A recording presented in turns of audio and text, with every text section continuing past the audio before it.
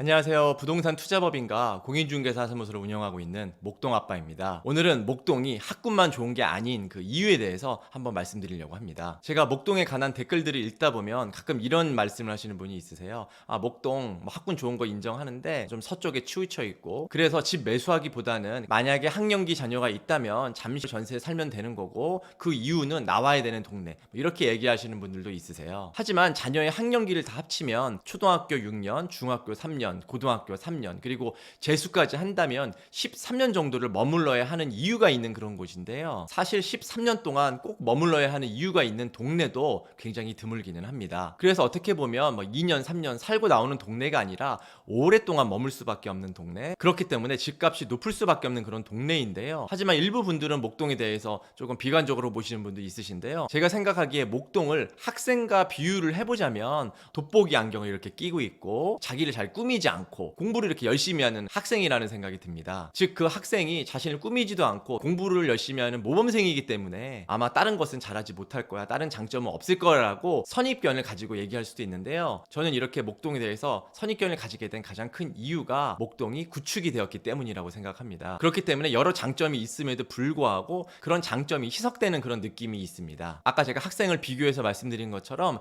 사실은 그 학생이 공부도 잘하지만 운동도 잘하고 그리고 잘 놀 줄도 알고 이렇게 다재다능한 점이 있는 그런 학생인데 단순히 외모를 그렇게 꾸미지 않고 돋보기 안경을 꼈다는 이유만으로 얘는 잘 놀지 못하고 다른 걸 잘하는 건 없을 거라고 선입견을 가지는 것과 똑같습니다. 하지만 목동 재건축 이후에는 그 학생이 이제 대학교를 가게 되고 돋보기 안경도 벗어 던지고 자신을 꾸밀 줄 알면서 그 학생의 실제 모습을 보게 될 텐데요. 목동이 학군 이외에 가지고 있는 그 장점 첫 번째를 저는 규모로 꼽고 싶습니다. 목동이 현재 한 2만 5천여 세대 정도 되는데요. 재건축 후에는 5만 세대의 신축 대단지로 바뀌게 됩니다. 서울 내에서 이렇게 5만 세대 가까이 되는 신축, 준신축 아파트가 모여있는 곳은 현재 반포, 잠원 일대 그리고 잠실 정도밖에는 없습니다. 서울시 내에서 이 정도의 규모는 거의 신도시급이거든요. 그래서 그 규모의 경제가 말해주듯이 그 파급 효과가 굉장히 큽니다. 그리고 10년, 15년, 20년 후에는 반포, 잠원이나 잠실도 구축이 되기 때문에 목동이 유일한 신도시급 신축 대단지가 될 가능성이 높습니다. 신축 대단지의 규모가 작은 곳들을 보면 그 동네에서 1, 2부만 나가더라도 주변이 되게 외지거나 인프라가 낙후되어 있는 곳이 많거든요. 하지만 이렇게 5만 세대의 대단지는 어디를 가도 다 신축으로 둘러싸여 있는 그런 동네가 되기 때문에 목동 재건축 이후에는 그 신축이라는 게 곧 입지가 되는 그런 시대가 올 거라고 생각하고 있습니다. 목동의 두 번째 장점으로는 저는 바로 평지를 꼽을 수 있는데요. 많은 분들이 아시다시피 서울의 대부분은 산으로 둘러싸여 있습니다. 그래서 평지가 귀할 수밖에 없는 그런 지역인데요. 서울의 대부분은 평지가 아닌 언덕인 곳이 많습니다. 이 평지 유무가 왜 중요하냐면 평지가 아닌 곳들은 대부분 거주 기간이 짧은 경우가 많습니다. 왜냐면 젊었을 때는 잘 살다가 나이가 어느 정도 들게 되면 걷는 것도 힘들고 다리도 아프게 되고 그러잖아요. 그래서 대중교통이나 걷는 게 불필요한 그런 최상급지를 제외하고는 이 평지의 유무는 굉장히 중요합니다. 그리고 또 평지가 중요한 이유 중에 하나가 평지가 아닌 지역은 상업시설 등의 인프라가 잘 들어서지 않습니다. 왜냐하면 백화점 같은 경우도 언덕에는 들어서지 않거든요. 왜냐하면 사람들의 접근성이 떨어지기 때문입니다. 그리고 그 건물을 건축하는데 한계가 있기 때문입니다. 그래서 평지가 아닌 지역들은 상대적으로 평지에 비해서 도로, 주변 인프라, 공원 등의 그런 시설들이 약한 경우가 많습니다. 목동의 장점 세 번째로는 균질성을 들 수 있습니다. 이 균질성이라는 거는 동네 수준이 비슷하다라는 뜻인데요. 목동이 이렇게 균질성이 가지게 된 이유는 바로 재건축 단지이기 때문입니다. 서울 같은 경우는 신축 공급할 수 있는 방법이 재건축 아니면 재개발밖에는 사실 없는데요. 재개발 같은 경우는 재건축에 비해서 상대적으로 가격이 저렴한 곳들이 많고 빌라나 다가구 이런 것들이 많은 곳이잖아요. 그렇기 때문에 아주 여유가 있는 분이 살기도 하지만 그렇지 않은 경우도 많이 있습니다. 이 재개발 소유자 분들이 나중에 신축 공급이 되면 다 원주민이 돼서 그 신축을 살게 되는 건데요. 재건축 아파트 같은 경우는 평형이 굉장히 단조롭고 재개발 구역에 비해서는 소득 격차가 적은 편이기 때문에 재건축 이후에 신축이 되더라도 소득 격차가 적게 날 가능성이 높습니다. 이렇듯 목동 같은 경우는 이렇게 소득 격차가 크지 않은 2만 5천 세대가 살고 있는 그런 균질한 동네이기 때문에 재건축 후에도 그 균질성을 유지할 가능성이 높습니다. 목동이 가지고 있는 장점 네 번째는 유해시설이 거의 없는 청정 지역이기 때문입니다. 저는 사실 강남, 용산, 잠실을 포함해서 많은 동네를 다닐 수밖에 없는 일을 하고 있는데요. 만약에 저에게 학령기 딸이 있는데 밤 12시에 어느 동네를 이렇게 혼자 걸어갈 때 가장 안심이 되는 곳이냐고 물어보신다면 본다면 저는 서울에서 1등을 목동으로 꼽고 싶습니다. 왜냐하면 목동 같은 경우는 오목교역 일부를 제외하고는 유흥시설이 거의 없는 곳이거든요. 그 유흥시설이라고 해봤자 뭐 호프집이나 고깃집 정도에 불과하기 때문에 사실 그런 유해시설은 거의 없다라고 보셔도 될 것 같습니다. 그리고 목동 자체가 큰 학원가기 때문에 10시, 11시, 12시에도 학생들이 굉장히 많이 다니는 곳이거든요. 그리고 아파트 단지로 구성되어 있기 때문에 외진 곳도 굉장히 드물고요. 그래서 평상시에 목동으로 이렇게 외부인이 유입되는 경우가 별로 없습니다. 목동 내에 사람들이 주로 다니는 곳이기 때문에 길을 다닐 때마다 항상 안정적이라는 느낌이 듭니다. 제가 이렇게 말하면 이렇게 생각하시는 분도 있으실 것 같아요.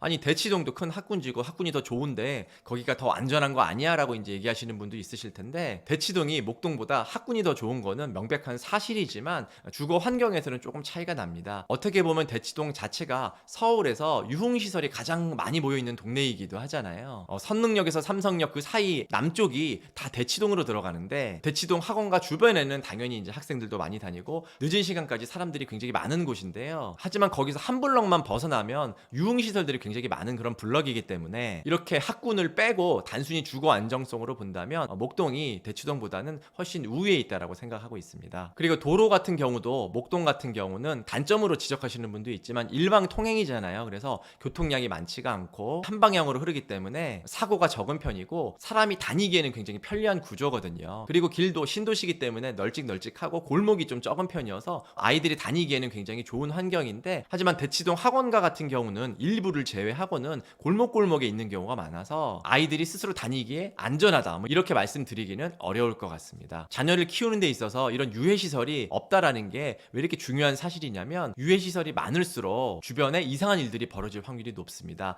왜냐하면 대부분의 사건 사고가 술 때문에 이루어지는 거잖아요. 그래서 술을 마시는 주점들이 많이 몰려있는 곳들은 술 취한 사람들이 많이 다니게 되고 사건 사고가 일어날 가능성이 높습니다. 하지만 목동 같은 경우는 다니다 보면 술 취해서 다니는 사람 거의 보기도 어렵고 그리고 뭐 타투나 피어싱 이런 게 꼭 나쁜 것은 아니지만 그렇게 자유분방하게 다니시는 분들이 거의 없거든요. 그래서 제 개인적인 생각으로는 목동이 자녀를 키우기에 가장 안전한 그런 지역이 아닐까라고 생각하고 있습니다. 다섯 번째는 공원, 백화점, 서점, 상업시설 등의 그런 인프라인데요. 사실 목동이 학군 이외에는 볼 게 없다. 그리고 너무 외진 지역이 있다라고 평가하시는 분들의 대부분은 목동에 실제로 와본 적이 없는 분들이 많습니다. 실제로 서울의 대표 주거지 중에서 큰 공원이 있는 곳도 굉장히 드뭅니다. 하지만 목동은 안양천이라는 큰 수변 공원을 끼고 있기 때문에 산책이나 운동하기도 좋고 자전거로 한강까지도 갈 수 있기 때문에 굉장히 삶의 질을 높일 수 있는 그런 곳이라고 생각합니다. 그리고 제가 예전에 전국 백화점 순위에 관한 영상을 만든 적이 있는데요. 압구정, 여의도, 잠실, 반포, 삼성동, 목동 정도를 제외하고는 서울의 대표 주거지 중에서 이 정도 규모의 백화점을 끼고 있는 곳이 아무리 생각해도 몇 곳이 없습니다. 그리고 백화점뿐만 아니라 영화관, 대형 서점, 그리고 각종 프랜차이즈 등의 그런 상업시설을 끼고 있는 그런 동네가 사실 많이 없기 때문에 이런 다양한 생활 인프라 등이 목동의 가장 큰 장점 중에 하나라고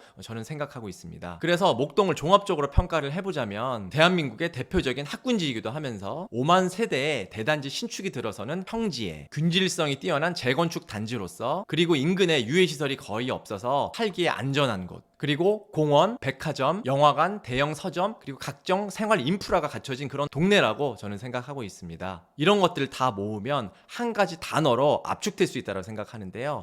그 단어가 바로 희소성이라고 생각합니다. 목동이 여러 가지 단점이 있음에도 불구하고 이런 희소성이 있는 동네이기 때문에 그 모범생의 돋보기 안경을 벗어 던지고 대학교 입학할 시점에 대해서는 이 친구가 이렇게 공부만 하는 학생이 아니라 이렇게 다재다능하고 괜찮은 친구였나? 라는 생각을 하는 시점이 올 수 있다고 생각하고 있습니다. 제가 부동산 투자법인과 더불어 서울, 경기, 인천 부동산 매도 매수를 진행하는 공인중개사 사무소도 운영하고 있기 때문에 부동산 매도 매수 관심이 있으신 분들은 아래 댓글 확인하시면 자세하게 상담 안내 나와 있습니다. 지금까지 목동아빠였습니다. 감사합니다.